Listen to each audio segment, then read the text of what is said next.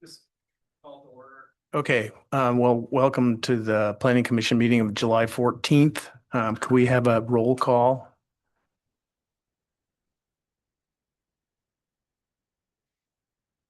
Members of the Planning Commission. Chair Swisher has an excused absence this evening. Unfortunately, his surgery went late tonight, so he won't be joining us. We have two new members this evening for their first meeting, so welcome. And so with that, Commissioner Chalmers, Yeah, present. Commissioner, is it Sapar? Is that how you say? Nailed it here. Uh, Commissioner Kingsdale. Present. And Chair Swisher is absent. We have a quorum. The next item on the agenda is the election of officers, which I will hold the election at this time, and I will take nominations for chair and vice chair. And I want to let you know that Chair Swisher has confirmed that he is willing and he would accept a nomination for chair again if it happened.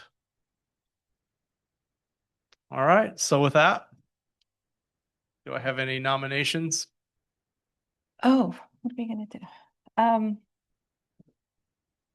Wait, is this his second year of doing it? Or he's just completed 1 year?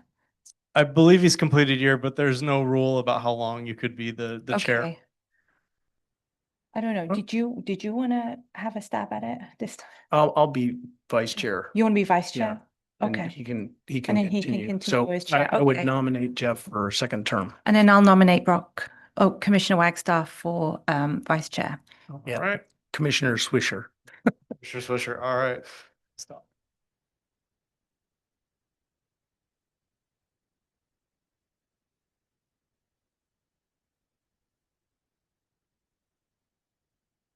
I'll start with the vice chair. Do I have a second? I have a motion. Second. And a roll call vote.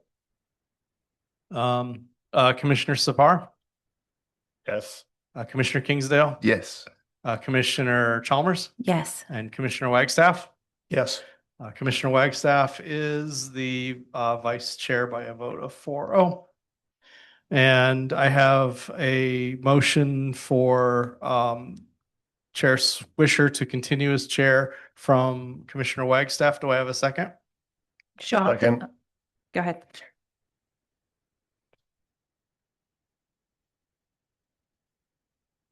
Sorry, I'm writing all this down. I didn't catch who made the second.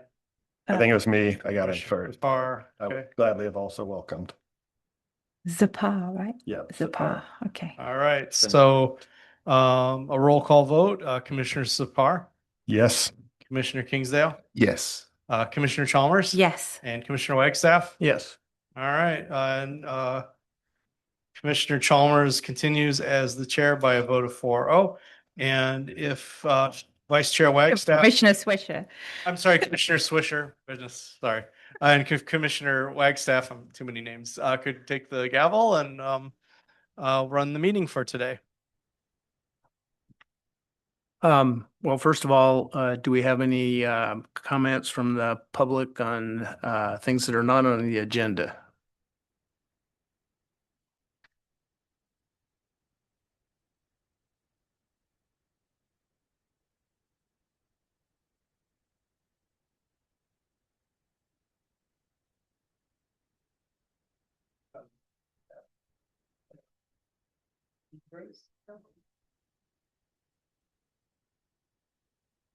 No hands raised. Okay. All right, with no public comments on matters not on the agenda, the director's report. Our next meeting is set for the regular hearing date on August 11th. That'd be Tuesday, August 11th at 6:30. However, we are expecting an overflow crowd for that meeting. We expect the Mountain Tam Racket Club design review will be on the agenda. And so we'll be having it in the Krebs room at the high school. Okay. And we'll keep you posted. We'll be sending out notices and we'll advertise that as the date approaches. So just to keep everybody posted. Okay, can I clarify? So what date is that? That's the usual date. That'd be the second Tuesday of August. That's Tuesday, August 11th. So we're not doing a meeting on the 21st. Can I take that off the calendar? Yes, that's right. We will not be having a meeting on July July 21. 21st. Okay. correct, And then yes. as a reminder, I don't know if I'm, Actually, July 28th would be we only do one meeting a month now is yeah, but in our last meeting, we talked about Mount Town Racket Club as being correct. on the 21st. We've set the date for the 11th. Okay. With the applicant as well, because that was the only date they were available. Oh, and that's a date I'm not going to be here. Okay. All right. Well, we'll have 4. If you're not going to be here on August 11th, please let me know so we can make sure we have a quorum.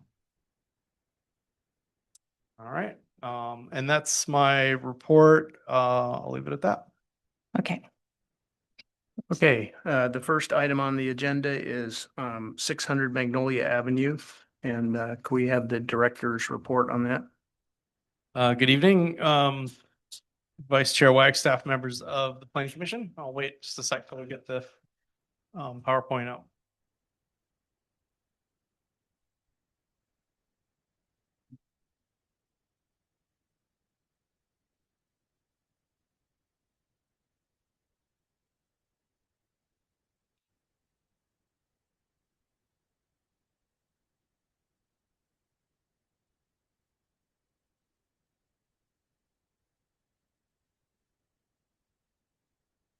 Okay, so this is 600 Magnolia Avenue. What we have is turn this on. Just go to the next slide. This remote's not working. This is the existing A&A gas station. You can see it in your screen overhead. It's at the corner of Magnolia and Doherty Drive. You might remember this item. We had a design review application before the Planning Commission that was considered just last fall. That hearing, the next slide, please. At that hearing, the Planning Commission approved. The Planning Commission approved a design review application to modify the interior of the gas station and convert the existing service bays into a convenience store. The applicant has since decided that they would like to sell beer and wine within that convenience store space that was previously approved on October 14th. The beer and wine would be part of that convenience store. Beer and wine sales at a gas station under the municipal code requires approval of a conditional use permit. So that's what we're reviewing tonight. And it would be within the previously approved space. Next slide. Completely on the interior. This is in your packets this evening, the interior floor plan of the store. Sales will be in a walk-in cooler and a shelf, a pretty standard layout for a convenience store at a gas station. Should note that with the closure of Lucky's, there really is no beer and wine sales for retail in downtown or in this part of Larkspur at the moment. So there really aren't any others. I think the closest one might be Safeway in Corte Madera. So next slide. There are multiple layers to a beer and wine sales. Beer and wine sales are regulated and approved by the California Department of Alcoholic Beverage Control. That state agency has mandatory employee training, age verification, and they work with local authorities for monitoring, testing. They do decoy testing, and they have a very elaborate program. So there are multiple layers. A conditional use permit is just an additional layer on top of that.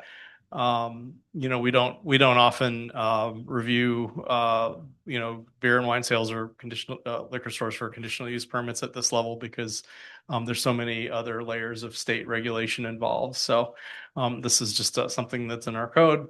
So in order for them to be able to be issued that beer and wine sales license from ABC, they'll have to get approval for this conditional use permit tonight. It is a very highly regulated business. There are very strict rules for sales to minors that ABC has in place. But on top of their regulations, the conditional use permit can also be revisited and revoked for reason. So if there are any problems in the future, it is something that we can agendize and bring back at any time. That's how conditional use permits work. Next slide. Mm. I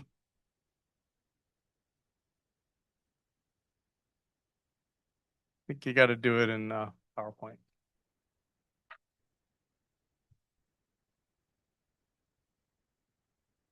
No, there you go. So with that, we have no we have some standard conditions of approval in front of you that we are recommending, and we're recommending approval. We haven't received any public comments on this item, and I'll leave it at that. Does anybody have any questions for the director? Yeah, I do. I just wanted to clarify the work that they came in for previously, that hasn't been completed because I don't see Yeah, the. it's actually in progress right now. It's in They've progress. been Okay.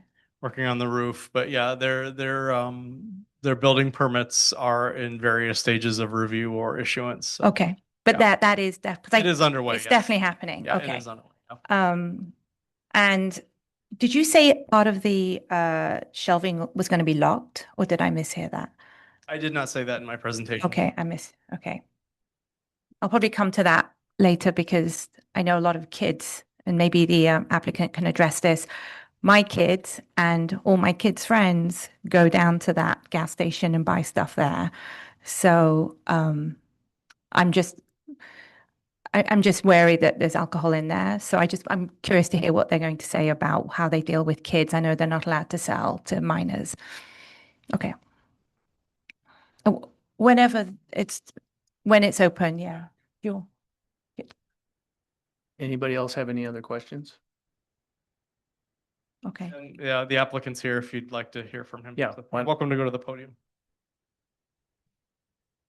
Good evening, everyone. As you guys have approved the plan last year, we're still going on the process of the detailing of planning and health department. So as far as the question of the beer and wine, we've been selling beer and wine in other location of ours, which are again close to a proximity of schools, and we have always had schools, and not all of them, but majority of them. What we do is place the beer and wine very close shelves to the cashiers, right next to it. To tell you that we're going to lock it all, it's kind of, we're not selling hard liquor. It's beer and wine. And what I do is in a lot of communities, I avoid selling singles. So basically, it's all going to be packed of 6 or 3, 6 or 12, 24, whatever else. So that way, if somebody trying to get one, they can't, unless they are getting together. So 6-pack, it's not easy to basically sneak it in. And it's going to be right in front of the cashier. So on the right side, the first 2, 3 rows would be dedicated to our beers that would be sitting right in front of the cashier. And of course, our cash registers are designed to whenever anybody wants to purchase a cigarettes or anything, age verification would be required. And it would prompt in front of the cashiers. They would not be able to sell it directly without putting a date of birth, or in this case, we usually take the license itself and scan it to the system. So that way prevents people from getting the underage sales from kids to get the beer and wine.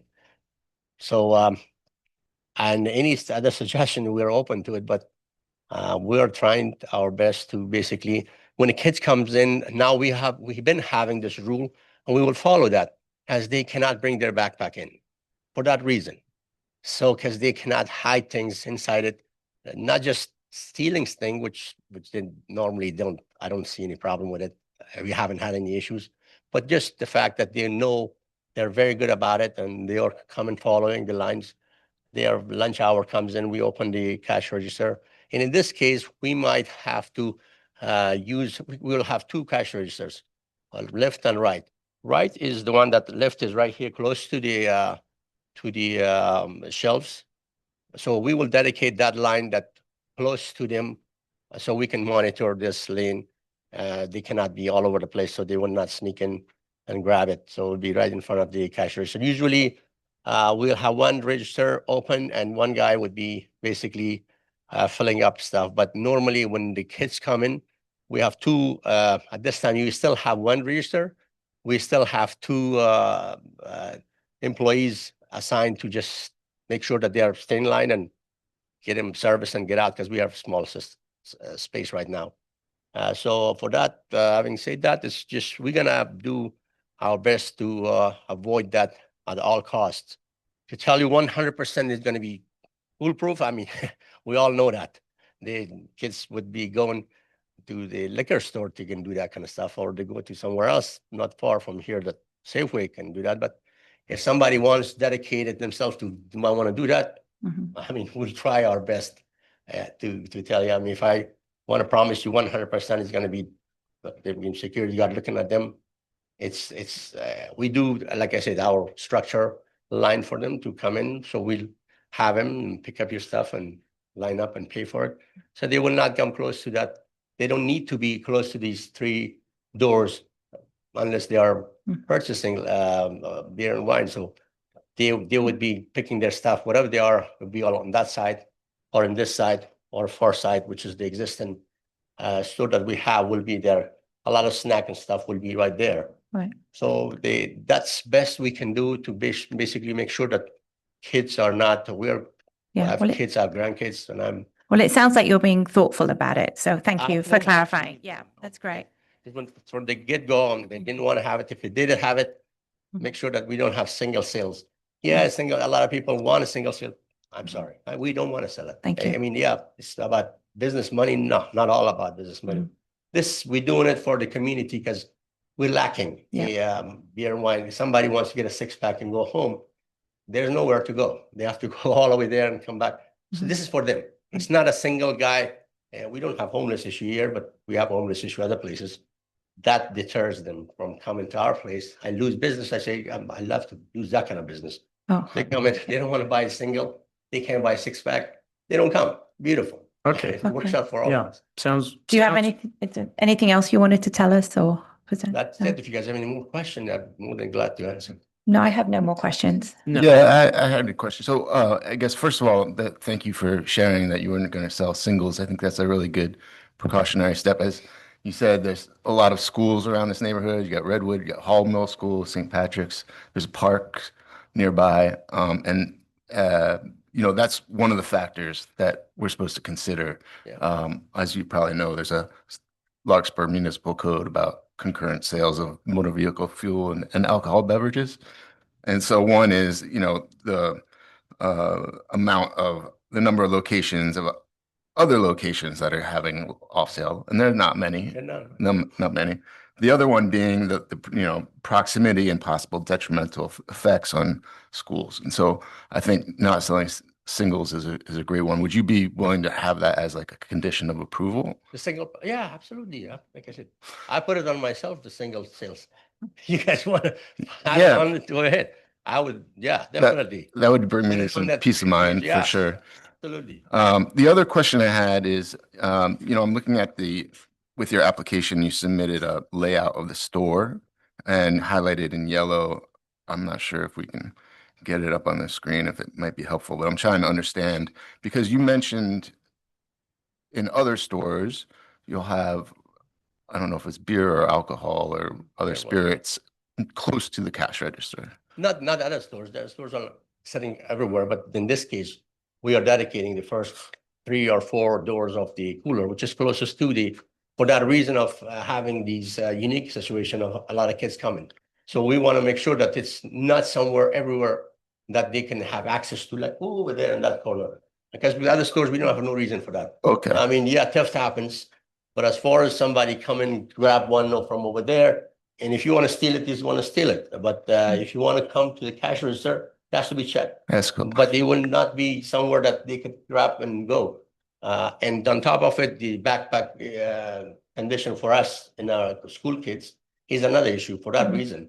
So they could not, hide it and sneak out. That's a good idea. Even though if. Are you asking where is the cash register in relation I to was, the? I was that- curious I about think that. you might be Uh-huh. asking that. That was part of my question, but I think I just want to make sure he's aware because part of the local municipal code requires compliance with this business and professions code, which is about concurrent sales of alcohol at a gas station.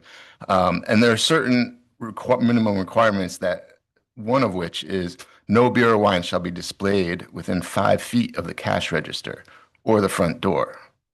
The front door. Really? Well, usually what happens is the cashiers are usually designed to be right by the door.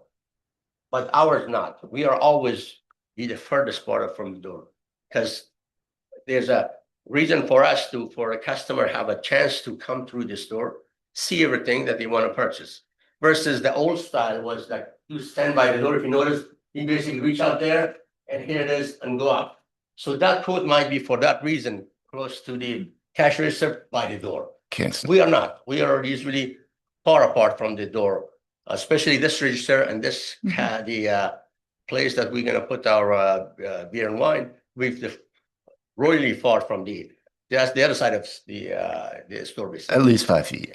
Yeah, I think that's good. I mean, and I just want to make sure you're aware, like, because I have also concerns. I have children and concerns about advertising, and I'm not really concerned because you're going to have security cameras, you're going to have visibility into the store, and these are conditions of approval that are already being proposed, and as matters of law.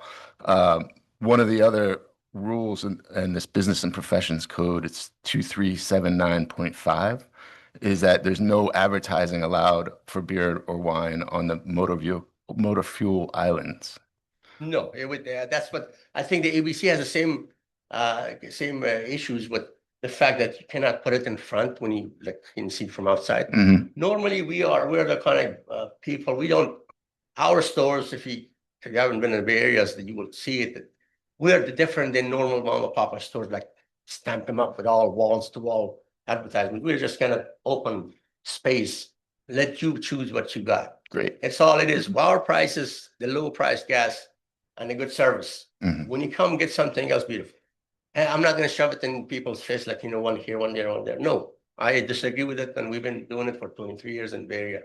And we have the reason we are successful is that the fact that good service, good quality, cleanliness, safety, lightings, and of course, the low price gas helps a lot as well. Brings Fantastic. you in and then you choose to get it. We're not going to push it to you. Thank We're you. trying to bring the best stuff that community wants. So every demographic, we have a suggestion box and a lot of them customer relationship asking people, hey, if you want something different, let me know. Some area wants a lot of sugary stuff. We can't help it, but they want it. But some people want a lot of diet stuff. We bring in that because you can see that the store to store is different. Like wait, what one side you see is all sugary stuff, and then you go to my other store like, what are those? No, we don't sell that here because customer doesn't want it. Mhm. Like, Well, for if you are on my freeway, that's a different story. Freeway is like mix of people. right. You have to have 50-50 kind of. This one's not next to the freeway. Well, I'm super excited for it. Thank you for these upgrades. And one more question I had is, what are the hours of operation of your store? 5 to 12 usually, 5 to midnight. 5 to midnight. Sunday would be 10 o'clock. Okay, and I'll just raise this one issue, and this may be with you, Andrew, because as seen in the proposed conditions of approval, it says condition number 9, no person under 18 shall sell alcoholic beverages. It's a state law, actually. It's not a local work. Oh, okay, because I'm reading it in the state law. It says employees between the hours of 10 p.m. and 2 a.m. Yeah. shall sell beer and wine shall be at least 21 years old. That's right. And state law supersedes local ordinance, so that would apply. So maybe we want to We- update the condition just to clarify that if it's going to be after Yeah. 10 We p.m. certainly can. Yeah. Well, we can do is usually as stop serving beers and lotto at 10 o'clock anyways. We shut off the lotto sales and alcohol in a lot of places after 10 o'clock.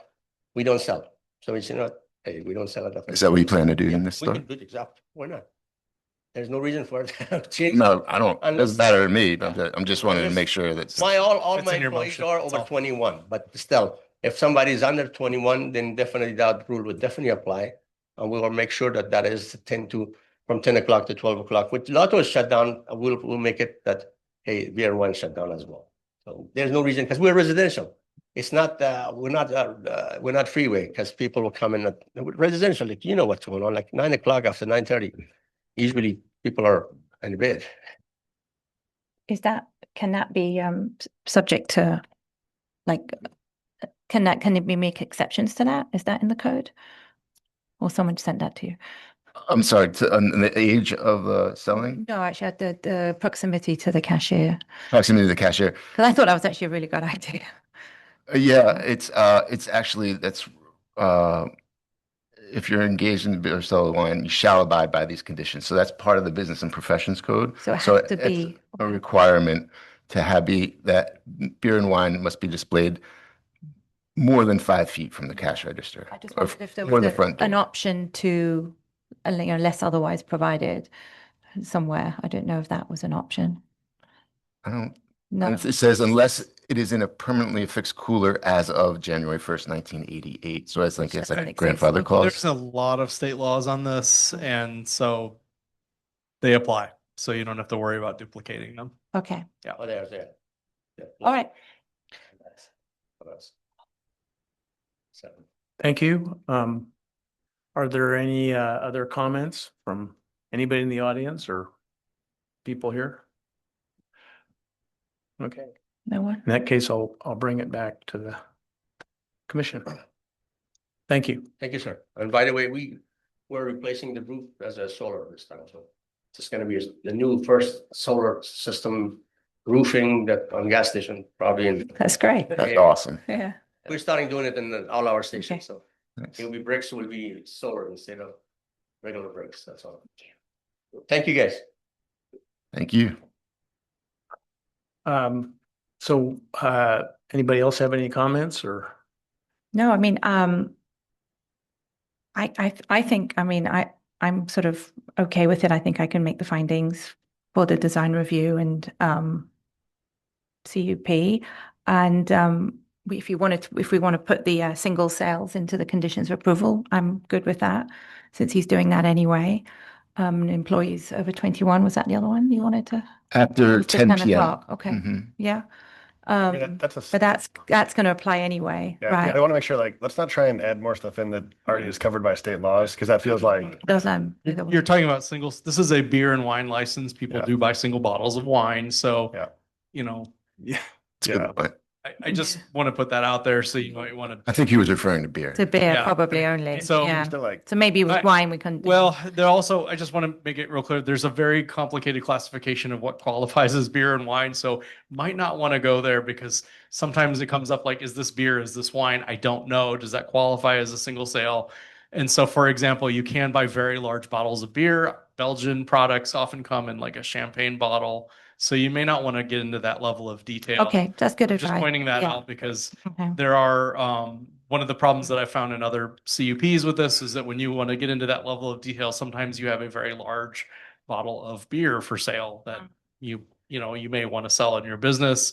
And it makes it very difficult when these, vendors have to come back and be like, oh gosh, how am I going to accommodate that condition of approval? So I just want to put that out there. I mean, I think what it sounds like is we're all excited about minimizing theft on the premise of alcohol, and I have to imagine he's also quite excited about minimizing I'm theft of sure, alcohol. So like, I think it's a great approach, great step. Sounds like he's got the right mindset on it, but I don't necessarily want to legislate in ways that make him try and stop theft, but. Fine by me, yeah. So would somebody like to make a motion?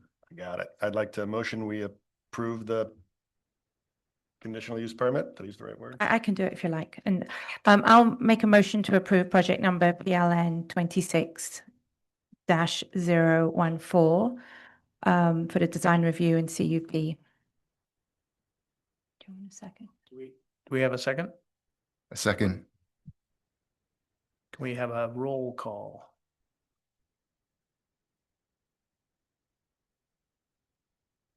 Commissioner Sapar, Yes. Commissioner Kingsdale, Yes. Commissioner Chalmers, Yes. Vice Chair Wagstaff. Yes. Motion passes 4-0. Okay, the next item on the agenda is 600 Magnolia Avenue, having to do with the removal of I think 600. what? Oh, 20 Oak Road, having to do with the removal of an oak tree. Can we have the staff report? So before I begin, I just want to point out we received some late comments literally right before the meeting. Those are printed up and before you with the memo. We also received some comments before the packet went out that were emailed to you as well. Those are also before you, and then a copy of those are for the public in the back of the room. Maybe, can I also add, I just want to publicly disclose this, that I went to the property today and spent quite a while wandering around trying to find this oak tree. Ended up I think in the wrong house at one point. And Commissioner Wagstaff also then showed up. So we were there at the same time and we met the owner of the property who pointed out where the oak tree was. So we did have a conversation with the owner. I just want to be fully disclosed that, but we did not discuss the project. Thank you for that ex parte disclosure. Okay. Vice Chair Wagstaff. Yes, can we have the report? Very good. All right, so this was a heritage tree application. It's located at 20 Oak Grove Road. It's down in the Madrone Canyon neighborhood. It's a more steep, windy road, a little bit more of a rugged part of town. And so it is very difficult to see the tree from the public right of way, as you've noted in your disclosure. The applicant had applied for a heritage tree removal permit to remove a heritage size oak tree in the front yard. The heritage tree is defined as one with a circumference greater than 50 inches, measured a few feet above grade. This particular tree is 24 inches at 2 feet above grade, with a circumference of 75 inches. So the applicant had submitted an arborist report. The tree was in good health, but the arborist recommended that the tree be removed because it is in the path of a PG&E gas lateral that would serve the residents, and the trenching required for the gas line would be within the critical root zone. So staff received a protest for this tree permit within the time frame specified by code from a neighbor, and the neighbor had a dispute over the specific location of the tree in relation to the property line. With that, we received a number of public comments. Next slide, please. On this item, the protest is really focused on the property line boundary, and the applicant did not provide us with a survey report. Surveys are very expensive. We don't require surveys to be submitted for every application. We do require surveys in situations where you might have a sensitive need to know a specific detail of where something is being built. So for example, if you have a structure that's located on or within close proximity to a property line, or another structure, we may require a survey as a part of the permit to specify exactly where like a foundation is going to be, so that we know exactly where your something is going to be built. We almost never request a record of survey for a tree. A tree is really it's typically a civil matter, just like a fence, like a wooden fence or something like that. It's really a civil matter between neighbors where if there is a dispute over the location of something, it's really between them. Our goal is really not to resolve the dispute over where the property line is or the tree is in relation to the property line here. So staff's recommendation is that the applicant provide a survey showing the location of the tree, so that if they do continue this dispute, that would be used to help resolve that situation, because a survey is really the only way you can tell where something is. It's the only official documentation that we rely upon.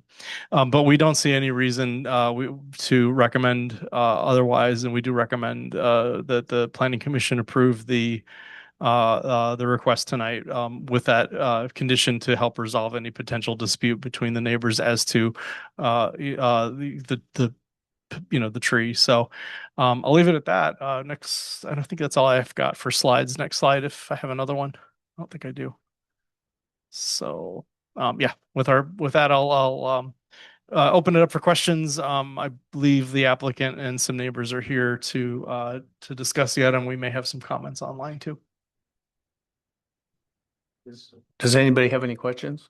Oh, well, I have a question. So on the draft conditions of approval, I see number 5 is record of survey. Applicant shall provide a record of survey confirming the location of the tree. I guess I'm just trying to understand because I thought you just said that typically you would not require a record of Typically, survey. we would not require that for a tree permit, but in this case, there's a dispute, and that's really the only way we can resolve that dispute. We take the applicant's word for it if they say it's on their property, so. And again, if the commission feels otherwise, then maybe that's too much, that's excessive, because surveys are expensive, that's within your discretion, but that's only our recommendation, just to help with the resolution of this. Yeah, I had a couple questions, but I think they're mostly for the applicant. But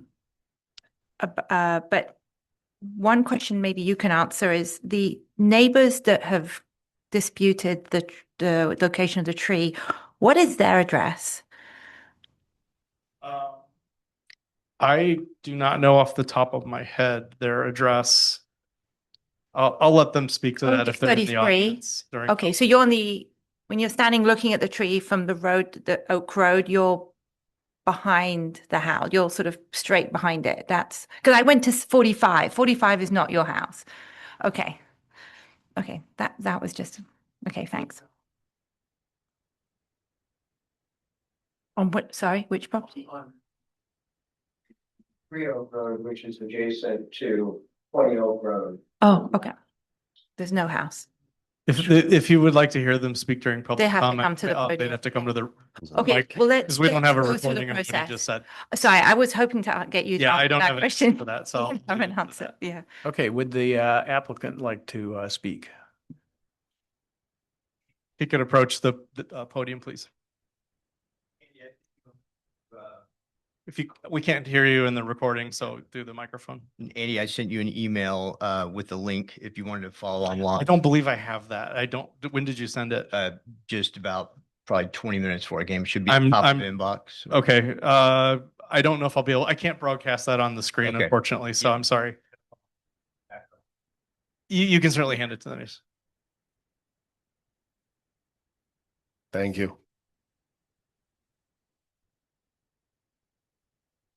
Thank you. If you could also, we'll leave a copy for the public in case they want to review. Thanks.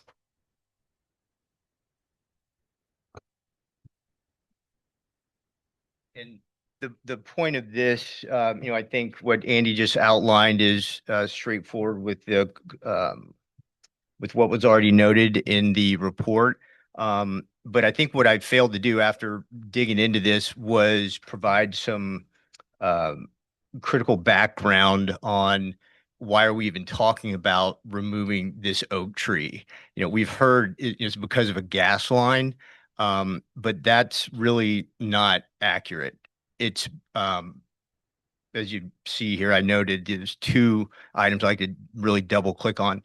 The first being the gas line being an immediate threat, and why PG&E is even escalating the removal of a 1949 copper gas line that had ruptured in 2023. And you'll see notes that I have with Larkspur building.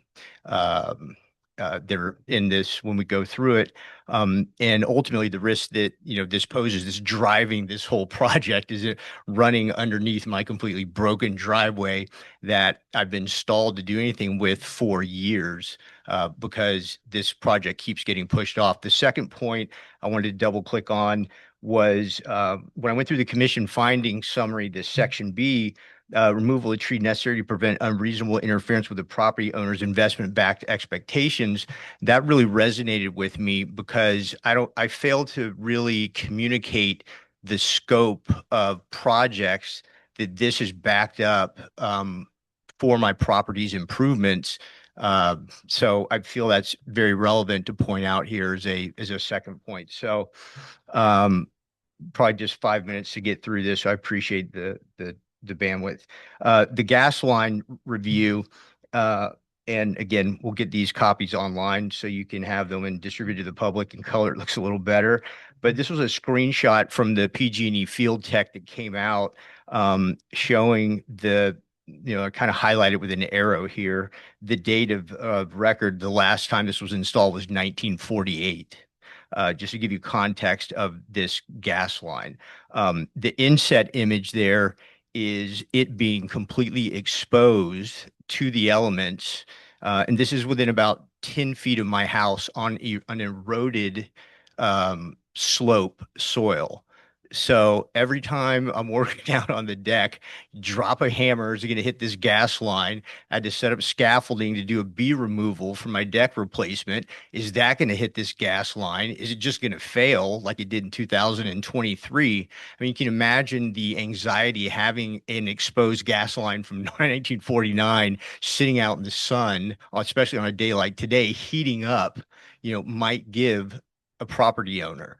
So I wanted to provide that context. It's not just a simple, let's just move a gas line over to this side of, and remove a heritage tree. And PG&E classifies it as such, as a high risk and high threat, which is why they've escalated this beyond the normal already stalled Oak Road gas line improvement project. I followed up pushing this with them, and internally they have delegated resources, the engineering resources that have applied for permitting back in June for this project, and chose the location, the engineers did, to put it over on that side of the property. Of note, that location was not my first choice. I wanted to try to run it on the opposite side of my property to avoid doing this. The problem with that was it involved engineering issues that couldn't be overcome. And then there's also encroachment and easement issues. When they looked at it immediately, said, this isn't going to happen. You have to run it here so it's completely on your property line. So that was discussed, just to disclose that. It wasn't simply because I wanted to rip a tree out, which on the record, I like that tree. So this inset text here is just some history of what I just mentioned. This project getting basically delayed. Some of the threat levels, simply Googling what category of risk does PG&E, assign to a legacy copper gas line, you'll get these same results that I did. This is on the left on page 2 is what I'm looking at here, is the communication I had. I believe it was with Jim in planning back in 2023 when the gas line ruptured that was in front of my home. So that's on file with the city for that risk of, ultimately the community and property and life. So page 3 that I'm on now that I'm looking at was just documentation also around the delay that this has been going on for years. And then on page 4, just wrapping this up, and we'll pause for some Q&A on this, mentioning that route, the current route, was not my preferred, and that can be validated with both the PG&E gas engineer and also the emergency field contact is Ricky Luna, who's basically managing this project. It was set to start last week. Obviously, it's not. It's stalled pending this review. I certainly feel that having context of the importance of this exposed 1949 copper gas line and the risk and the threat and the danger it poses is something of significance to communicate to the commission. So let me pause there and open for questions. Does anybody have any questions? Yeah, I do. Is there in here, like, you've been talking to PG&E and they've proposed this route for the gas line. Did they put it in writing? Do you have some sort of written proposal from them? It's submitted on June 9th. June 8th or June 9th was submitted to permit I assume, building planning. So they actually will not give it to me. I have asked them for it.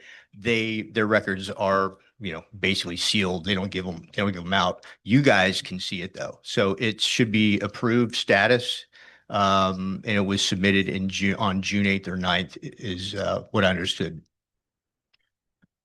And um, I guess, did you explore the possibility of routing this gas line around the critical root zone of the tree? Yeah, absolutely. There's the two issues as I understand them, not as a arborist, because the tree is already leaning, which Commission Member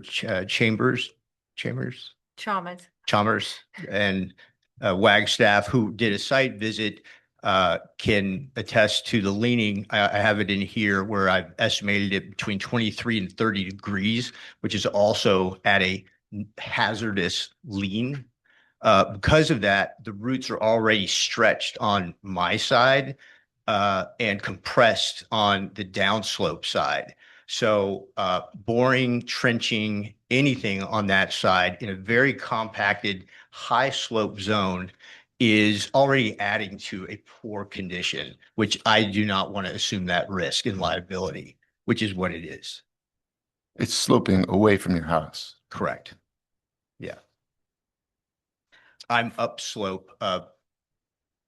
Liability The if it neighbor. falls on the neighbor's house or falls on the neighbor's property. Who It want, won't who make a want the tree? Sorry if I missed this, but where is, and that was really helpful, that information about the existing copper line, which I didn't know in the PG. So it sounds like PG is choosing this location. That's what I heard. Yes. Where is the existing copper line? The existing We're piece? going to get to it in part 2. Oh, I'm going to show okay. you. Yep. I will wait for that. And you can't tell PG&E anything. I can't tell them where to put a gas line, certainly. And just out of curiosity, you don't have a survey. No. In other words, what we've got is a plot map. So there's no, No, it's a registered survey with the county. The survey is not Yeah. with the tree marked on it, right? Correct. there's really nothing marked on it. What It's- Yeah, there's the a bunch of- It's a plot map, the boundary boundaries. line. Let's survey. Well, it's Survey. certified by a surveyor. I know, but But you're right, it's a Yeah. plot map that's been certified by a surveyor, right? That's kind of. No, it has the elevations. It's a extremely thorough survey done in 2020. It's the most recent of that property. Yeah. but but- it does not locate the- Doesn't building Yeah. or It trees. does, or- it does on every landmark, and that tree wasn't on there. So.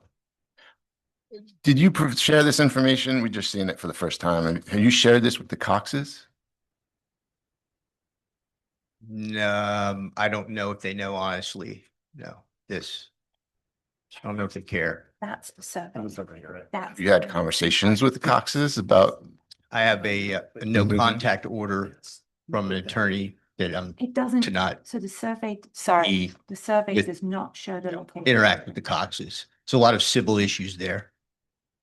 I'm trying to not go into. If we do have multiple, like, end of the day, we're not gonna glean from the survey the actual location without a survey. It's kind of the. Well, I should have a question on that. So this topo boundary survey, sorry, that's not reading in the wrong place, to Corada, they can't just come back and for smaller charge, I guess, I've put a tree, locate the tree per the survey. Yeah, I've tried to have them come back for, I'd say, 2 years, trying to get a hold of this gentleman, and I don't know what happened. So no. Yeah. Okay. And I mean, and just candidly, I think the route of the current property line is pretty well known. You've seen when you were out there, the tree's leaning. I mean, so, it complicates the base. In this part B, I'm going to go into, one of the efforts I'm going to do is pay additional, if the tree comes to, approval for removal, to grind the stump down, and, so it's going to be completely inside my property, which it is. And, ultimately install a wall down that property line to prevent the erosion, which you guys saw the slope of that out there. It's a disaster. And so you can't run a proper small wall, fence, whatever, to prevent, stuff from just falling off, without, that ground down and removed ideally, Should we move on to the in addition to topic? everything else. Maybe. Why don't we let people from the audience, unless you have No, something yes. additional? Yeah. Yeah. So we're done with the gas line context. I think you want me to ask, pause here for the gas line questions from anyone? Well, the other question is the new gas line that would go in, does that run across the neighbor's property? No, absolutely not. No. Okay, so it doesn't, okay, the 33 doesn't And- run across that. Okay. And there's an image, that's, and I can talk you through the driveway that you saw when we go through this next section. Yeah, and I think you've already answered this. I was curious about the timeline of the PG&E construct. Is this something that sounds like it's imminent once you get approval, or I mean, absolutely. Is this not something This- that I this like- is- So getting into the impact of property owners, the Right. backlog of blocked projects that I have that I've been trying to get this done, is years of waiting. So I'm going to explain that impact here going to the next section if we're done with the gas line, or if anyone online has questions about this. okay? No, those are my questions. No. Go ahead. Okay, so this was a quote, right on the findings. I think it was a section B in the overview of tonight's agenda. And it stated removal of trees necessary to prevent a reasonable interference with the property owner's investment-backed expectations.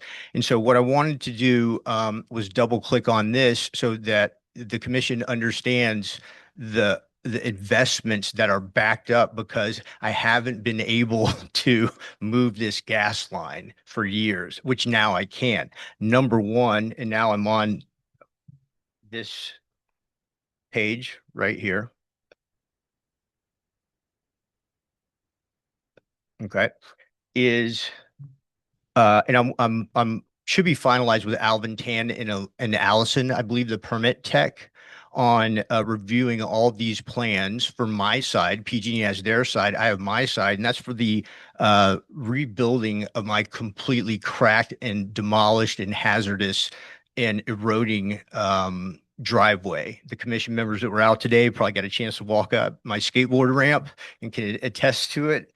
But this has, vetting contractors to do this, coming up with, the slope, the grade. There's a significant amount of work that I haven't been able to even repair my driveway to a standard that I think is, should be expected for anyone living in, a city, that I want to rebuild it. The next page, when you flip, are some images where you can see the erosion, the cracks that are in my current driveway. There's no rebar in it, it appears, from what the contractors tell me, that's literally going to crack and just fall off of this hill. So part of my almost should be finalized with Alvin and Allison in the permit and building and planning is a demolition, rebuilding of this driveway. So that's my first backed project that I couldn't do anything with until the gas line is removed from running underneath my cracked and broken and eroding driveway. It's about to collapse. And they can't cap the gas line, like where for close before it reaches your house? So that was absolutely a great question. That I've been asking them to do for years, and they can't. So part one of PG&E's two-part plan is they have to cap the line that ruptured in 2023, this right in front of my home, and they're going to run a temporary line routed along my property line to allow me to move forward with my years of backed up trying to get my driveway repaired and reconstructed and rebuilt up to a standard of living, of care. So they have to do that as a step one.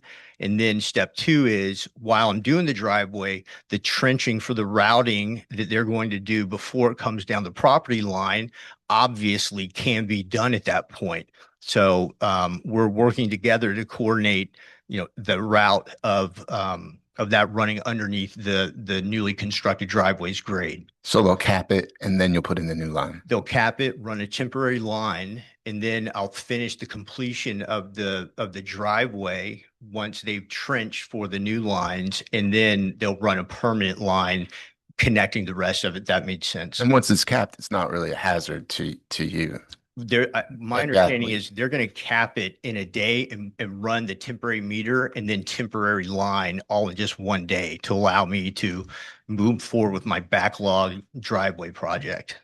If that made Do you sense. have like a lot of gas use in the house now? So one of the things we investigated was also, go to all electric. So you come to my home. Oh, And- even if I was saying like right now, you're currently using the gas line today for general life, and it's quite important. So It absolutely is. Right. The investment of appliances that I've had to hire piano movers to get those into my residence has been astronomical in an effort to get them in. So I already have a significant investment in switching all of that out to electric, which would have been fine had I not done that. Certainly viable is not an option, unfortunately, but we certainly considered it.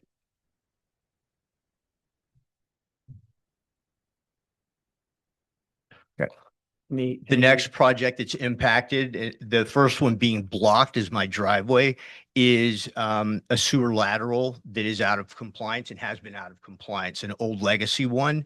Obviously, while I'm trenching on that area, time to do it. So this is a snapshot from back in April. I've had the company come out, run the inspection, and just to demonstrate that, I'm not just talking about this. This is something there's been time, investment, and money and planning so that I can also upgrade my out of compliance sewer lateral at the same time. Makes sense doing the trenching and everything else, running the new gas line. So that was the second project that's impacted. And that was the one that has the pipes by Marin is what I'm looking at here. This one. On the next page is the one impacted project, which I believe Andy knows about because I talked to him and Alex about the bee removal that was underneath my deck. I got those guys out and it's completely eroded the bottom of this deck. It's right above the exposed gas line. So impacted because, again, I mentioned dropping a hammer, what have you. Imagine you've got people working up there and they're right over. They got scaffolding on top of this exposed gas line. That's been pushed back.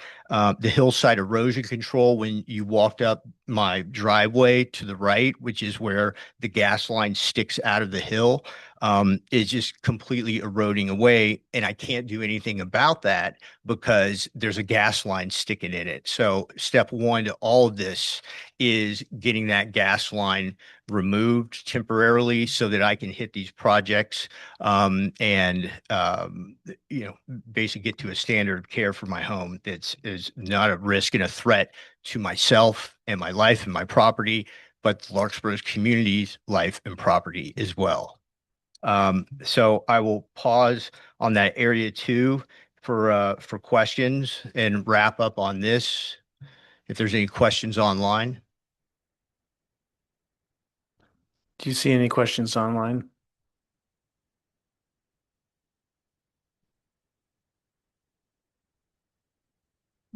No.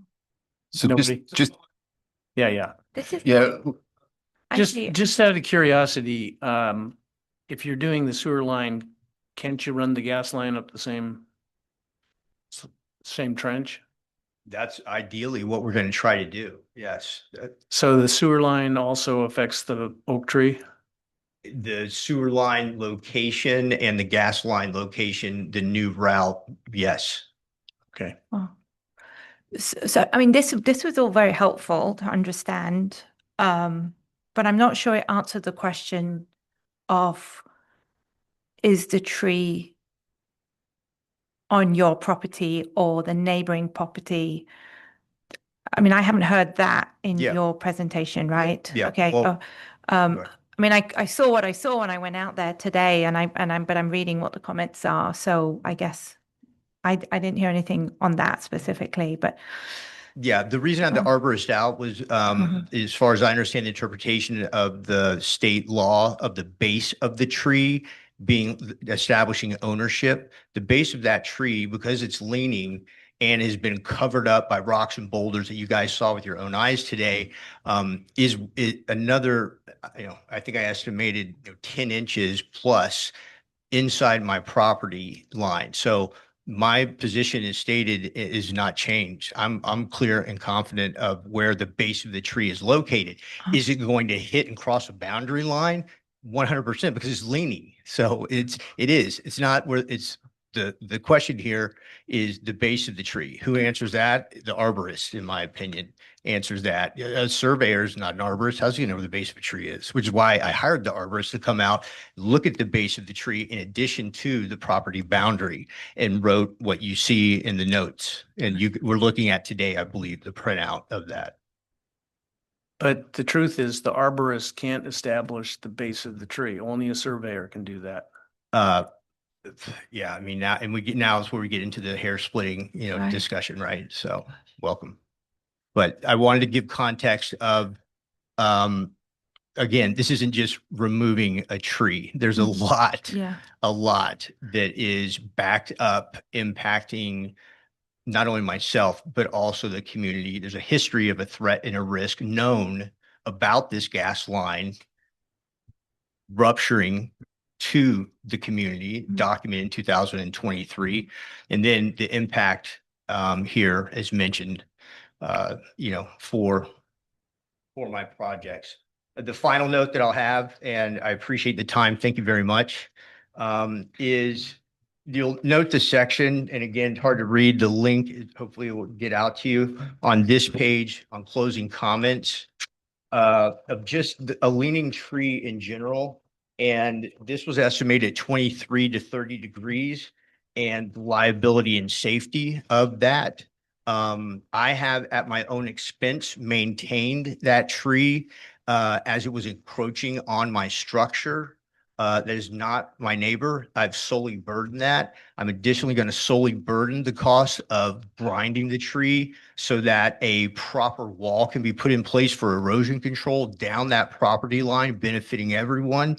And the fact that it's a risk. That tree is just a risk on top of everything else outside of a boundary or not. And everything else we talked about, threat to community.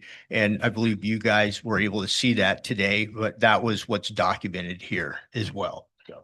I have one last question, but this will probably have maybe be addressed to the neighbors if they talk. But hypothetically, if they were right and the tree is on their property and you're going to replace the tree with a pipe, or the PG&E is replacing the tree with a gas pipe, doesn't the gas pipe then also that installation have to be in conjunction with the neighbors because it's going to go over their land? Never touch their land. It'll be completely on my property. We're going to stay, we're not going to stay straight on the property line. My understanding, again, you guys have PG&E's design. I can't see it. But the understanding is it will it's still going to run down that side. It will never touch their property. Okay. What it will do, because it's I don't know if we saw.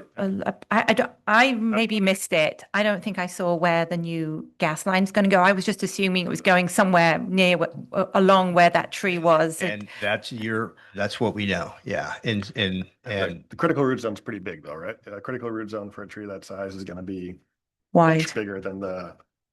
Right. But I just wanted to clarify because if yeah, Okay. Go ahead. it's already Double the size of the canopy. Yeah. Oh, it is. Yeah. It's Oh, wow. It's already stretched as well because again, it's leaning, it's compressed, it's leaning. Yeah. So when this trenching does happen, it's going to happen is again, I'm going to not be further exposed to liability and risk of this known problem that I've disclosed to council today in the commission. So Okay, that was helpful It's answering a my good question. question. Like say that where the gas line's far away from the property line, if that risk were taken away, we're saying like neighbor sign off liability saying, the tree falls, does that still interferes with your erosion control wall? plans? Or Uh, like, is there any way to complete the work you have, leaving the tree and abandoning any risk for the tree falling? Does that make sense? Yeah, I see what you're saying. You're saying, is there a way to? Let's say like Yeah. trench it and see what happens if the neighbors agree and sign off on I mean, that, that's which would be basically- a pretty strong indemnification. that's where we're going to wind up. So, we'll see. I'm hoping to logically not do that. Mhm. But I think now the disclosure and assumption of risk is out there. Mhm. So it is what it is, and we can It's cross also that a in legal any other question civil as well. litigation. Yeah, It's a great question that we don't actually have to. we could run that by staff, but let's hear the rest of the comments yep. and then we can discuss that. That's actually an Thank you. interesting thought. Appreciate it. Is there anybody else who would like to speak to this item?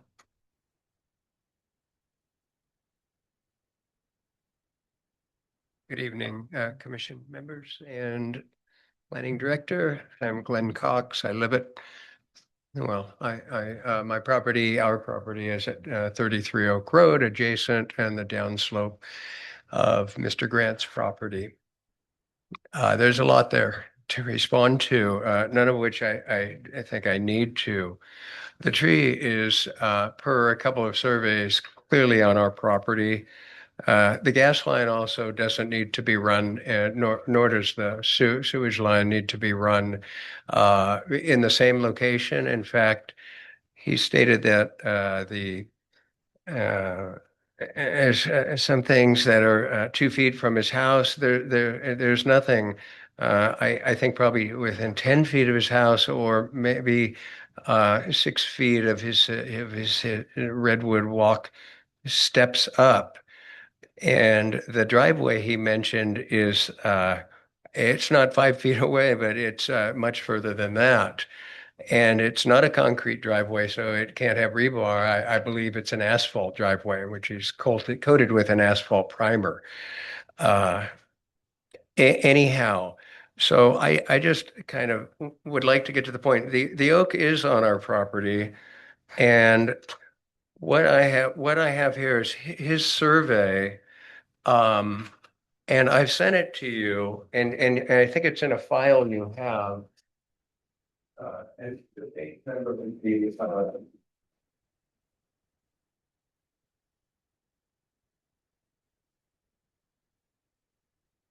the file you should have. 1, 2, 3. It'd be, well, it's the map just before the pictures. I have 2 of one of the pages. So it's the map just before the pictures. And if you look at that, you can see this is from his surveyor. Okay, I have a record of survey that I had done before this fence was put in. It was put in before he moved in, and the neighbor above, we had a great relationship, and we shared, the cost of the fence and all of that based upon the survey, the record of survey that I had done. Let's look at the map hopefully you found, but I've drawn some arrows there with the word fence and oak. Well, so his surveyor showed where it says fence. He shows this fence that goes along there, and it's the same as the record of survey that I had done. Okay. So if you look at the pictures following this record, or rather the survey that his surveyor had done, if you look at the pictures, and his surveyor clearly drawing a map that he completely agrees with is proper. The fence is on the property line directly. Look at the first picture there where you're looking down the fence, and on his side, and I put a string line on that fence at the property corner that my record of survey shows. And I took that string line directly along the fence, tight to the fence until it came to the oak. On the first picture, you can barely even see the trunk of the oak because the base of the oak, because it's on our property. A little bit is on his property. You look at the second, okay, and you look at the second picture, and it is the picture that's coming in the reverse direction from the oak tree to the fence and right down. If you could enlarge this, you would see it is directly on the fence line, follows the fence perfectly, hits the oak tree where you see the string hitting it above. And if you follow that string down in a perpendicular line, a plumb line, you will see the oak is is clearly on our property by at the, where it hits the dirt by 50%, let alone 2 feet up. The entire oak foliage trunk at 2 feet, everything is on our property. The lean, it's really not. You can see the lean. It's not that bad. Well, we have oak trees on our property, and one that's way larger than this that has a larger lean. And his arborist has says it's in great shape. It is in great shape. It's the most beautiful tree you've ever seen. So, first of all, the property line hits the middle of the tree there. The rest of it's on our property. But if you look at and then if you look at the third picture, is it here?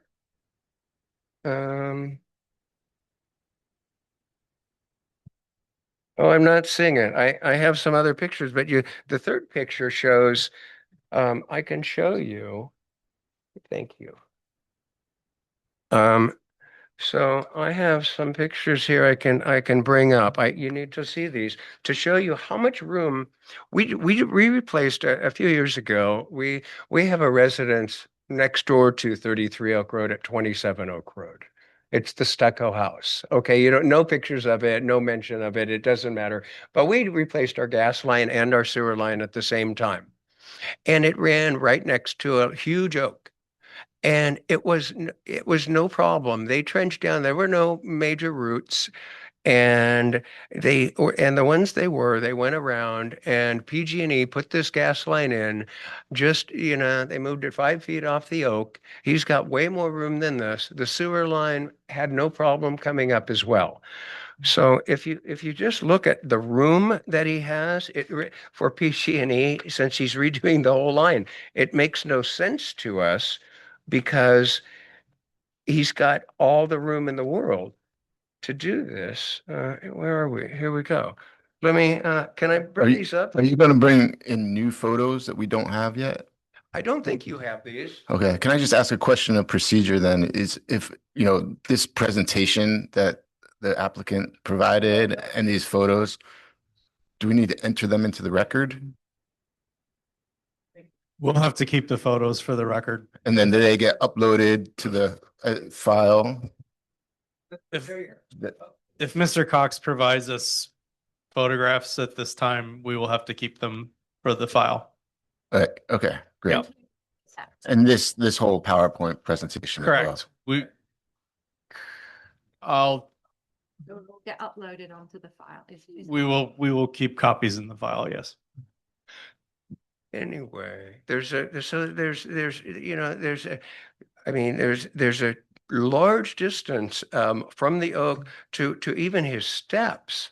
And if you look at his picture that he presented, he presented a little picture alongside of his survey, and where he trenched down right along the backside on his property of the oak. He's trenched down, it looks like 1 or 2 feet deep, and there's not a single root.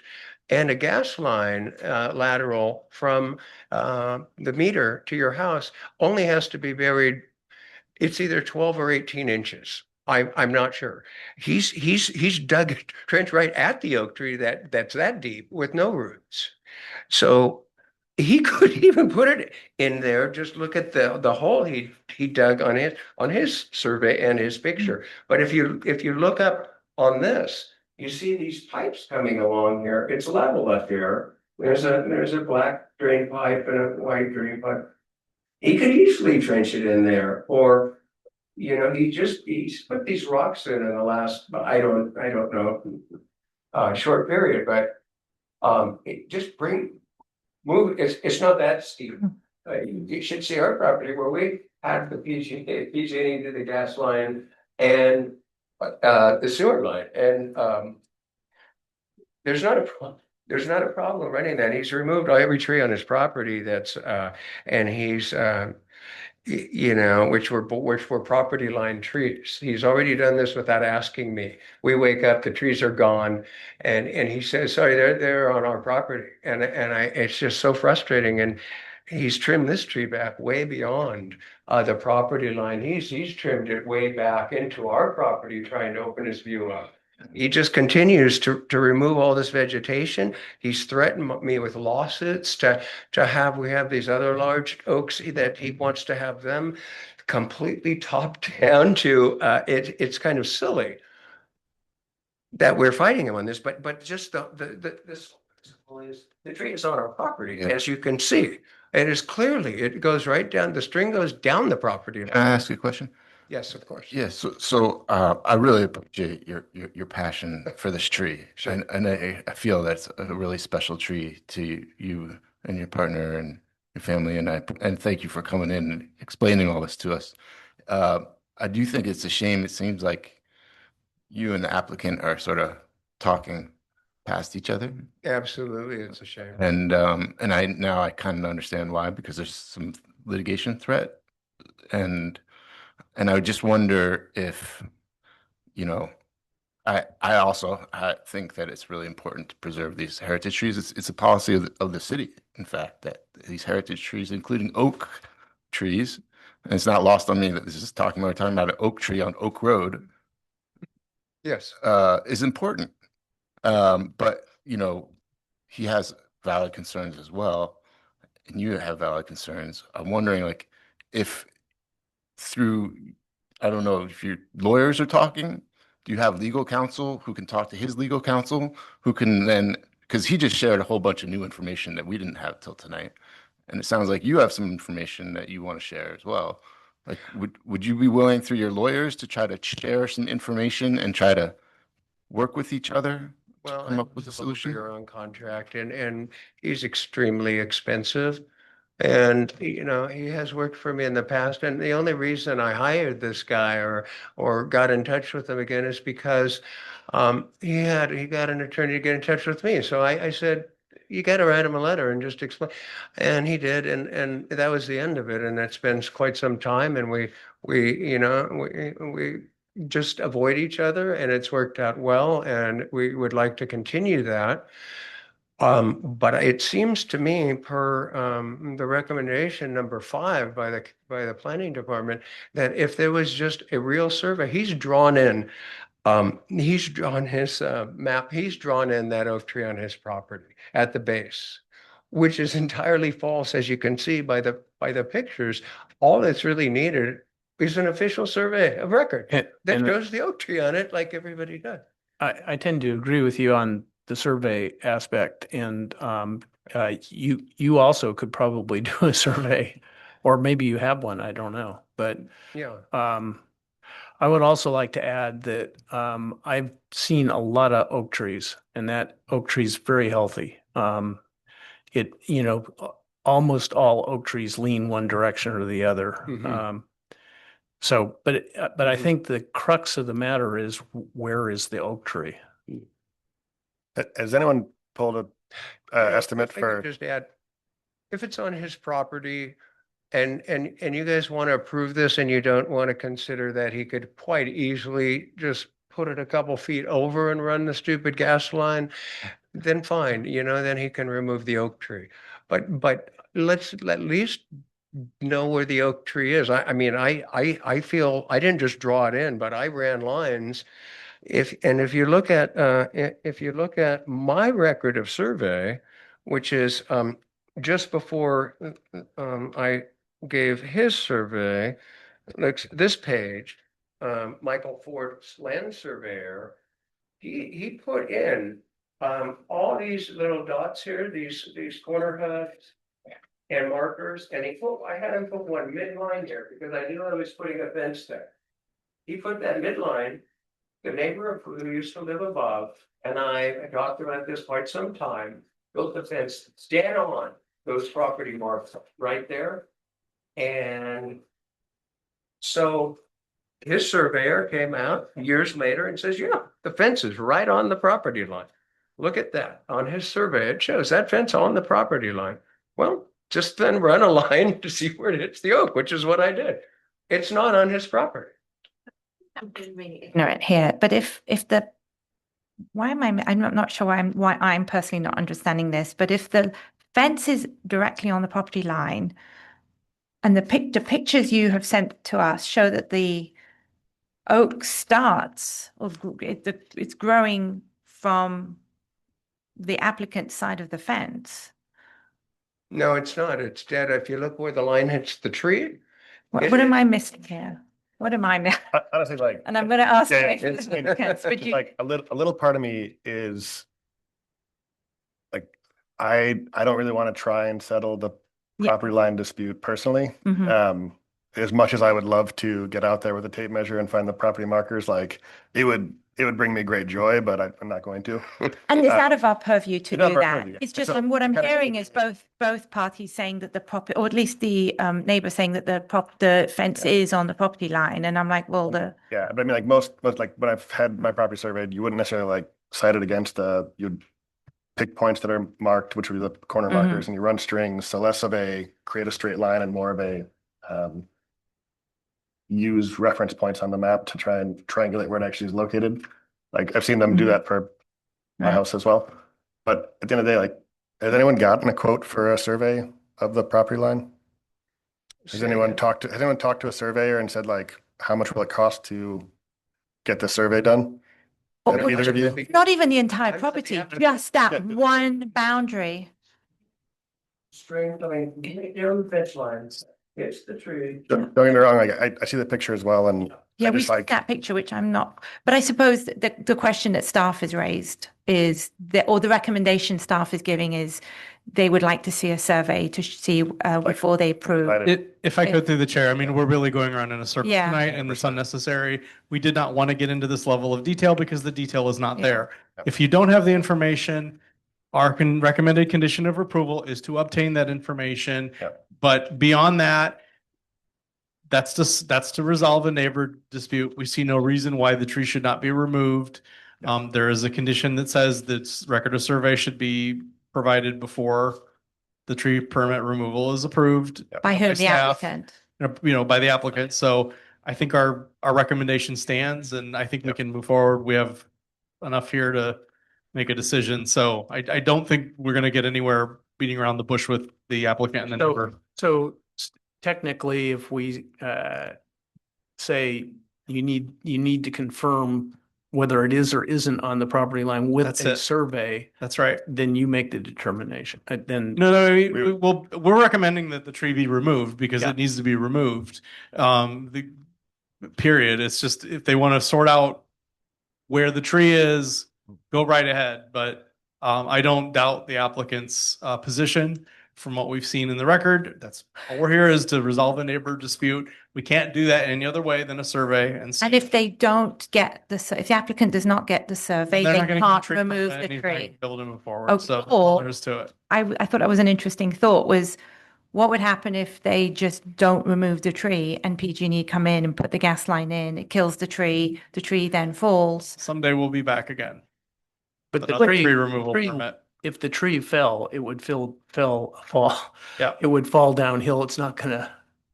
So It's not going to hurt anyone unless you build Yeah, something right you know, behind the tree. So that's the other look, alternative. Yeah. I don't want to speculate on hypotheticals. Yeah. It's a tree.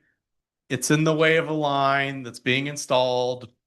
That's it. I mean, there's a dispute over where the tree is at. We can resolve that with the survey. I don't want to get into the technical details as to Yep. why the line is here or the building code or the PG&E's requirements.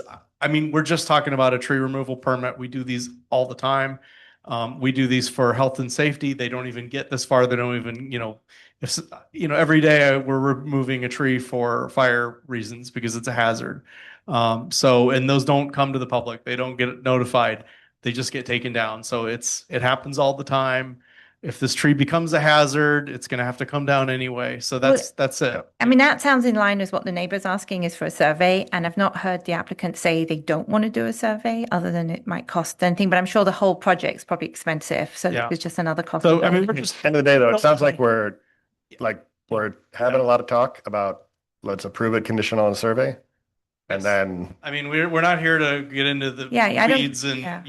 go into the dispute. This is just the only way we can resolve it. I mean, personally, I've got a lot more information tonight that I did not have in the staff report about like where the neighbor's property was and why they were asking for this. So I actually did think it was quite helpful to hear that. Tree So- permits don't usually provide Yeah. that level of Yeah, detail. They but just it- provide an arborist as to report, why it site even plan, got and to that's that, it. yeah. So, I mean, we don't require that level of information. This is more than I've ever seen for a tree permit, quite Okay. frankly, in my entire career. So. Okay. So then should we? Yeah. You have a motion, feel free. Well, are we, is there any, are there any other comments? Are we done? Should we close public I comment? think Well, we've- I Well, no. did pay for a survey, a record of survey that the fence was built upon as evidenced by his survey. Yeah, I think we've think heard we- your we- comments and I think your comments are very helpful and I wouldn't say anything further now in case it all changes. Yeah.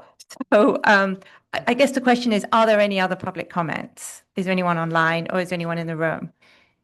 And is there anyone online? No, okay. okay, Then we can close the public. thank you. the- Yeah. We're going to close the public hearing now, so. And bring it back Yeah. to the commission. So I think we've heard staff loud and clear as to what they recommend, which I hear you and which makes sense, I Yeah. guess. I have to say that I'm not as keen about tree removal permits as other people may be. I think oak trees take a long time to grow and get that big, and that's a really nice oak tree. Mhm. So I can understand the one neighbor wanting to keep it.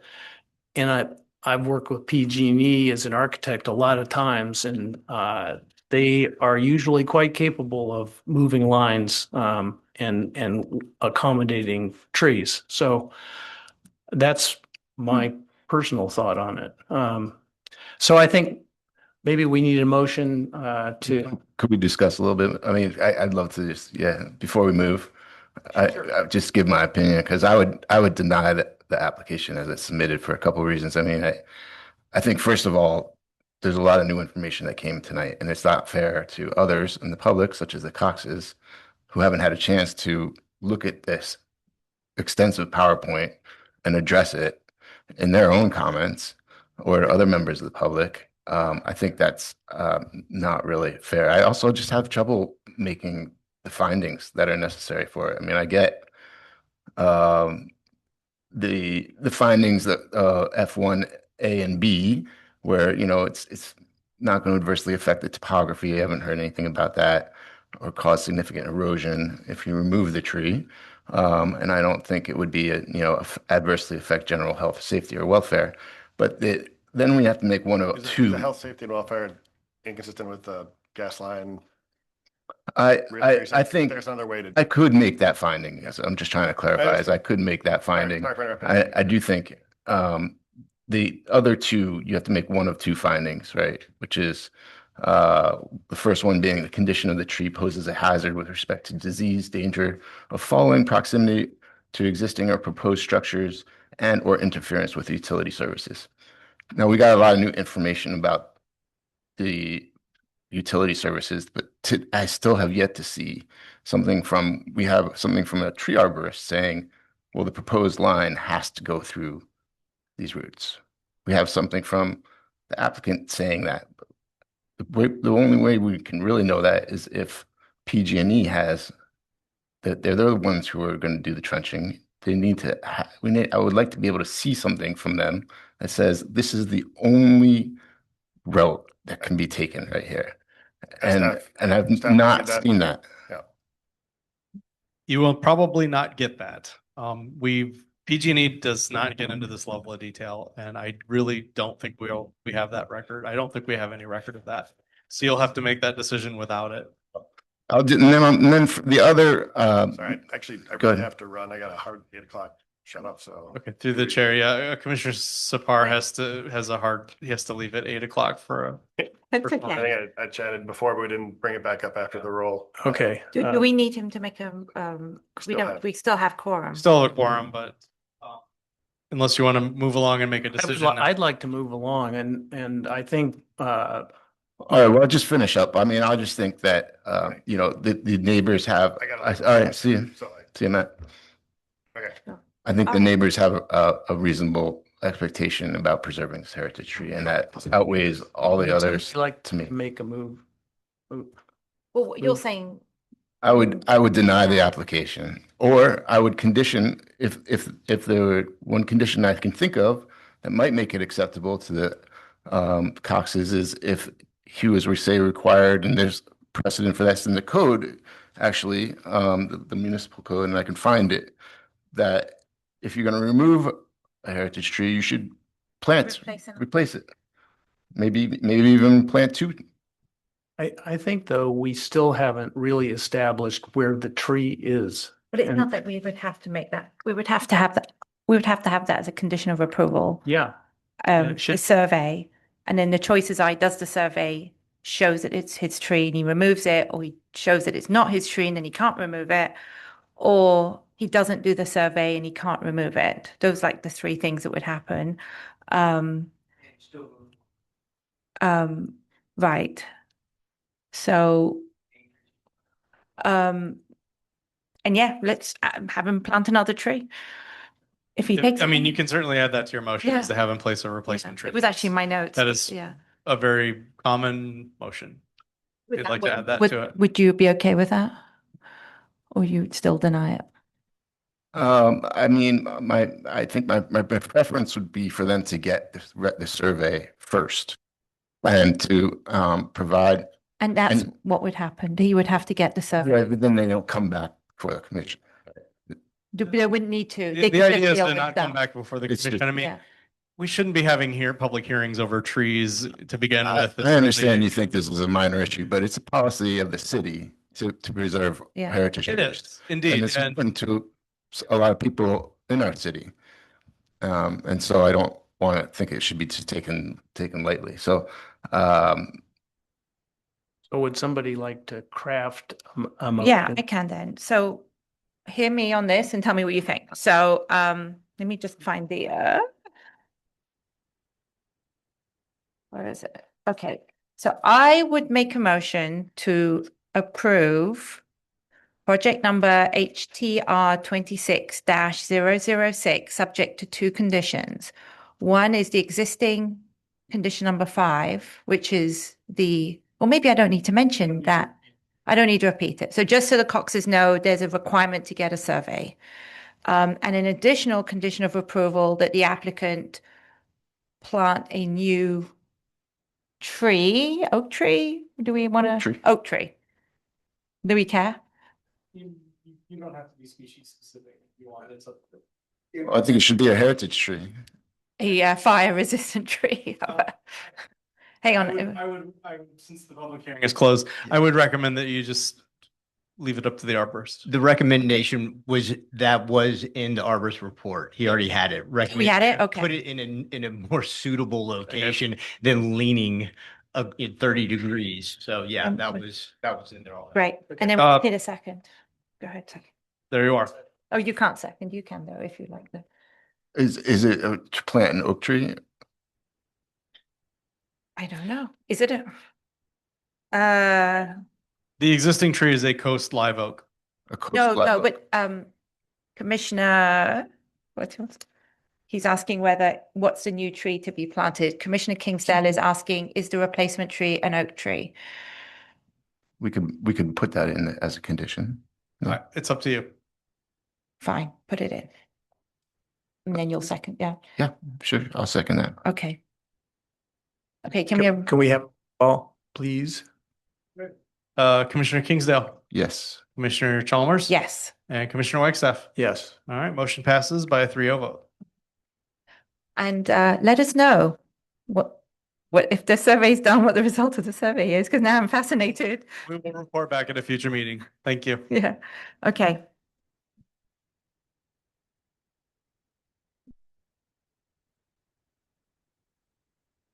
All right. Business item. Yeah, your chair. You're just lost. Okay, where are we? We're moving on to number 6, business items, Okay, we are finding. now on to business items. General plan. General plan conformance for the city's capital improvement program, fiscal year 26-27. Do we have? So usually we come forward every year with the city's capital improvement program. There is a state law that says the CIP has to have a finding of conformance with the general plan.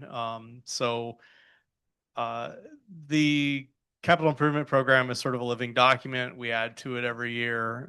It's a 10-year horizon.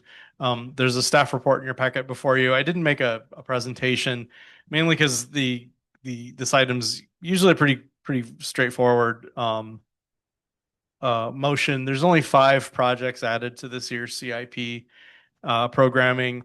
Whatever those projects are isn't the details about each individual project isn't necessarily pertinent to making a finding. It's just, is the project related to the goals and policies and programs of the general plan?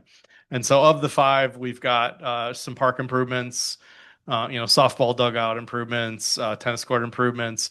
Those are clearly related to providing recreational facilities to the city. That is a goal of the general plan. It's very high level. We're looking at very specific versus very high level goals and programs. There's none of the CIP programs are identified in the general plan. Obviously, the general plan is a very, very high level document. But there's some very general things like pavement maintenance. Obviously, we need to maintain our pavement for a circulation system. Storm drain improvements are necessary.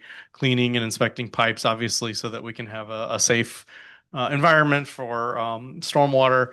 And then finally, the second phase in an existing project that's been ongoing on Magnolia Avenue, engineering corridor study. So there's just 5 things. They all line up with the very high level goals, policies, programs of the general plan. So our recommendation is that the commission make a finding that it is in conformance, and I'll leave it at that. Would somebody like to? Just have a question. Some of these come through Public Works, right? A lot of these projects. They all come through. They all come through Yes. Public Works. And then what's the average length of time that a project, when it gets proposed, to actually getting approval and then coming before us? It varies. I mean, these are all what you see is just what's in the annual updates to the CIP. And again, there's just the 5 projects this year. So They did have mention of some, they had library which is already has been done, Oh, but that's there was good. a budget for that. And some other things in that report, but yeah, I mean, those could have been in the prior years. I wasn't here, so I couldn't speak to it. But Yeah, it's in this year, it's just these Yeah. 5 that we have listed here. yeah, Greenberry School. And again, it's a living document. We're not going over existing programs that were previously found to be in conformance with the general plan. They're constantly taking programs off and adding them. So we're just looking at the 5 new additions for 26, 27. And what's this 2.8 million in Larkspur Plaza Drive? I honestly can't tell you. I have no idea. Those are all. It says 300,000 and suddenly it goes up to 3 million. Or it was something that was obviously reviewed in the past, so I can't speak to that. Okay, all right. Do you want to you can't make a would motion. somebody like to move up? Yeah. I can try. Yeah, as I reviewed the capital improvement program, I didn't see anything inconsistent with the general plan. And so I would move to, let me see. I would move to find that the cities of Larkspur's capital improvement plan program for fiscal years 2027 it must be 2026 to 27 through 2030, 31 are in conformance with the Larkspur general plan. Do we have a second? Oh, you need me. Second.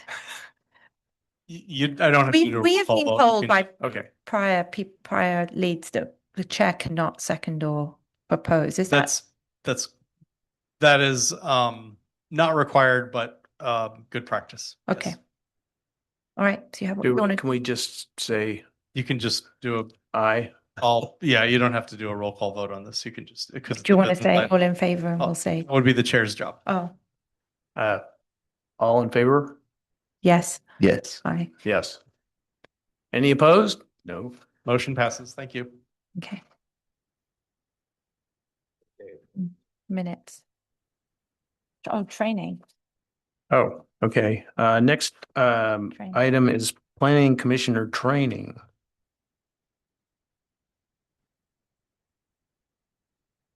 Oh, there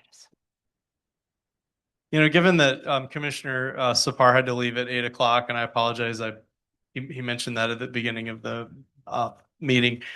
You certainly have, if you want, we could do this some other time. I have some slides. I can certainly share them with you separately if you want, or I can go through them. Why don't you do that next time? Because you then like. Chair Swisher's here. I wouldn't want to do it at too. the next meeting though, because as I said, it's going to be a very, very long meeting with a lot of people in the high school. And so that's probably not the best meeting to do these kinds of things. We try to keep it focused on that item where the crowd is Yeah. wanting to participate in. So if you want, I could push this up to another date, given that he had to go at 8. We could just set it for a meeting date in September if you'd like, but alternatively, I can just provide it. Yeah. You know, And I say this every time in that I did the training and I thought it was super helpful. Really, really Which helpful. training? There was a body that provided. That was a couple months ago, right? No, I did it originally when I first became a Oh, I planning did too, commissioner. But there was another one just. There was another, I didn't do the recent one Yeah. because I, so But- there will be a training. Again, they were supposed to do it before early in June, and they didn't have enough people sign up. I don't know why they did it in June, because most commissioners start their term on July 1st. So people are usually finishing their term. So I thought that was a bit odd. well, mine was online. No, Mine- no, it's in person. They'll be rescheduling it. I will know more tomorrow. It was supposed to be at Corte Madera City Hall in person, and that's going to be pushed up to like October, I think. So I'll keep you Mhm. posted. There are lots of training opportunities throughout the year. Nowadays a lot of them are online. Sometimes Sonoma State has had an annual planning commissioner conference. I haven't heard from them in a while, but that's been pretty routine. League of Cities sometimes does. That's the one, League of Cities. Yeah. Yeah. Yeah. And certainly we'll be happy to send, the new commissioners of the League of Cities if we can, budget and time accommodating. So Well, I really appreciate your offering this training, and I guess for me, if you could just email it to us, share it with us, and then maybe at some later date we could go through them together. I don't know if that makes sense. Yeah. all right. Okay. We need to approve the minutes from June 9th. Well, that's just you and me. Yeah, I wasn't there, so I would probably recuse, Abstain. Yeah. abstain. Yeah. You actually can vote on minutes if you weren't there, strangely. Really? And you're going to have to because we don't have a quorum. Right. Oh. And I had to recuse myself from some of this, but there's nothing much in the minutes anymore. So You can certainly, continue them to a later date, or you can Could- vote on them. It's, Yeah, why don't we do that? I think we should continue. Okay. it. Yeah. do you have a motion in a second? Would somebody like to? Motion to continue approval of the June 9th Planning Commission meeting. and I'll minutes. second. All in favor? Aye. Yes. Aye. Okay. Okay. Okay, are there any planning commissioner reports? Who's doing, are you doing for the Mount Town Racket Club, are you doing the staff presentation or Alex, Alex will do that? Yeah. I'm only asking because when we did the library, the city manager. Remember? Yeah. Julian and Julian Skinner and city manager were here, both and here. they were both at the meeting. It's their project. They helped design it. And, Got it. You know. Okay. Yeah. So this is you. Yeah, the city, in that case, the city was the applicant. In this case, it's a private applicant. So Okay. yeah, we handle like any other. And case. that is going to be a very interesting meeting. Oh, it's gonna be tough. That's gonna be hard. I think. Yeah. We're expecting a very large crowd, so we don't know exactly how many, but we've received a number of public comments for the past 4 months at least. And then the fact that like I use the facility, I should like I'm trying to figure out if I can get back here for that meeting. That's what I'm trying to do, but 'cause I'm not that far away, so I don't know I think if you had a question about a potential conflict of interest as a member. I had yeah, and I didn't join because of that. I felt because I think Alex had advised that if I was a member, it could potentially be a conflict of interest. So I'm not a member, and none of my family are, but I do use the facility. Yeah. So I feel I should disclose that at the beginning of yeah. the meeting or So whenever. it comes down to whether or not you have a financial conflict, and using a facility is not Yeah, financial. half people use it. Right. So I mean, Yeah. I'll give you an example. It's like if you had a conditional use permit today for the gas station, if you fill up at the gas station, Oh, that doesn't necessarily preclude Yeah, you from yeah. being able to vote on the gas Yeah. station today. So I mean, I think it's pretty hard for anybody to not have used it because it is the only one. So yeah. Yeah, so you could hypothetically vote on that if you were a member. Even it just depends if you have a financial conflict, and so you know, if any of the commissioners have a question to that, we can forward it to the city attorney for Okay. like a formal memo if you want. But yeah, we're happy to clarify that in between now and then. Okay. Okay. Do you want a motion to adjourn? What? Do you want me to? Oh, planning commissioners reports. You want to? I think didn't we do that? Yeah. Does anybody have any reports? Oh, just Anything? welcome. Okay. Welcome to the new Thank commissioner. you very much. As the new guy, I would like to report I'm very happy to be here. It's an honor to work with both of you and Commissioner Swisher, and I've just tried to do my best. And thanks. Yeah, you were Thanks for having me. very impressive. So Yeah. Oh, thank you. okay. Would somebody like to move we adjourn? Yeah. And I also want to say thank you to Commissioner Campbell. I'm sorry we lost him, and I thought he did Me a too. really, really good job as a vice chair. And Yeah. I was really sad to see him go. Have big shoes to fill. Yeah. Yeah, I'll make a motion to adjourn. Okay. Second. All in favor? Yes. Yeah. Aye.